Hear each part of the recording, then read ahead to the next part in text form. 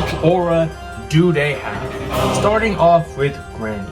I always start with Granny with these videos because she's a good benchmark for all the rest of them. Now you may think that I'm gonna put her in an S tier, but you would be wrong. I actually don't think Granny is as cool as she seems to be. Like, think about it. What does she really do? All she does is kidnap you, okay? Kinda cool, right? I don't condone that, by the way. But it's kinda cool. And then she has fun with you in her little playhouse, chases you around. That's cool and all, but like, she's also just an old lady that's probably like a zombie or some spirit. And it's kind of limits you on how much aura you can have, alright? Like now when she says, do you want to play hide and seek when you're like hiding for your life? Yeah, that's kind of tough. But it's not tough enough to give her S tier. It's a B tier. Okay, it's a B tier. Darth Vader. Mr. Aura Farmer himself. You know, when I used to grow up, I used to watch this Star Wars show called Star Wars Rebels. I was too young to really grow up with Clone Wars, so I don't know much about it. But Darth Vader, every time he showed up in that show, he was aura farming. He was literally an aura merchant. One time, in one of the best episodes in the show, he appears. He's like standing on top of like a TIE fighter, underground, mind you, right? There is no one piloting the TIE fighter, so you can only imagine he's using the Force. And not only that, his cape is blowing in the wind. But he's underground, so where's the aura merchant himself? Yeah, I don't really think this is much of a debate. It's Darth Vader. Come on now. Baldi's basics. I'm gonna be real with y'all. Baldi got like no aura, but he's not in aura debt. He's like a good C tier. Low C tier. He doesn't have aura because like we look at him and he's low-key just a teacher that is a bit abusive. Now, the only reason he's not in aura debt is because he does like the moment he powers up after you get all of his 7 notebooks, then he's kind of terrifying, you know, like you're trying to get away from him as quick as you can. But that's literally kind of all he has. He has a dumb voice. As Corey once said, he looks like a freaking dirty Q-tip. The guy has no aura, but he's not in aura debt. Michael Myers. Michael Myers is my favorite horror slasher villain. And he gets a S tier. Or maybe a low A, no, or maybe a high A tier. I don't know.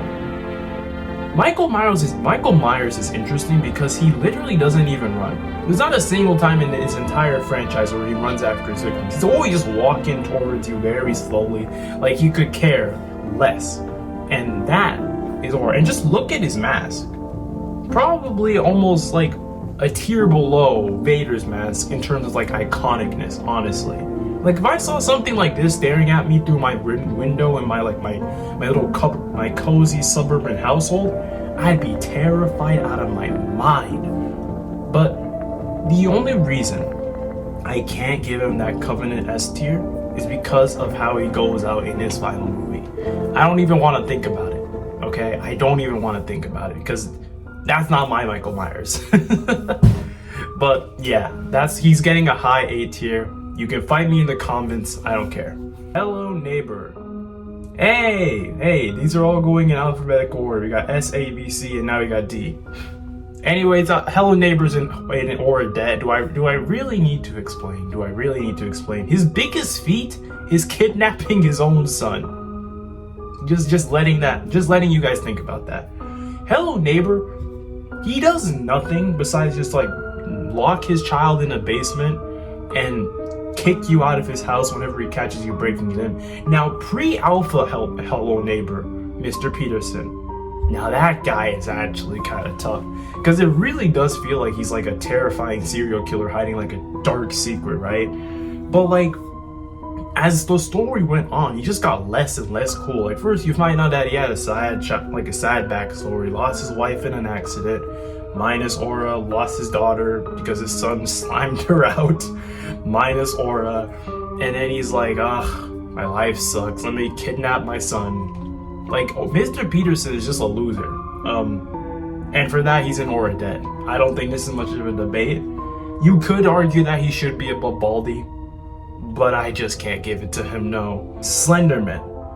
Slenderman is an interesting one because in one hand, he's an aura merchant because he doesn't do anything besides just aura farm in the forest and stalk you and make you terrified. But on the other hand, he does nothing.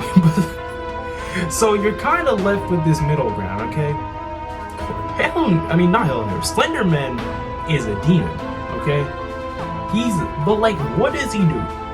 Like, what does he do? If you're not in his forest, like, I guess just Slenderman, its appearance in general is pretty terrifying. You know, like a really tall, skinny guy that appears to just have no face and is completely white out with a suit that's definitely cleaner than some of the Jarl's. But like, I don't know if he's not a C tier. Let's just get that straight. He's not a C tier. I think I'm gonna have to give him a high B. I think he's cooler than Granny. I'm gonna give him like a low A. Not cooler than my man Michael Myers. Not even close to the GOAT Vader, but like, I think A tier, low A tier suffices for him. Golden Freddy.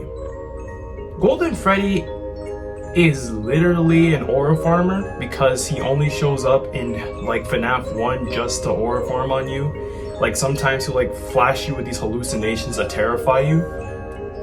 But he kind of loses a bit aura when you realize he's just a child behind it. Like, it's really hard for a child to have aura, okay? Especially a child that got slimed out by the person that's coming up next on this list. But here's the thing. Golden Freddy is terrifying.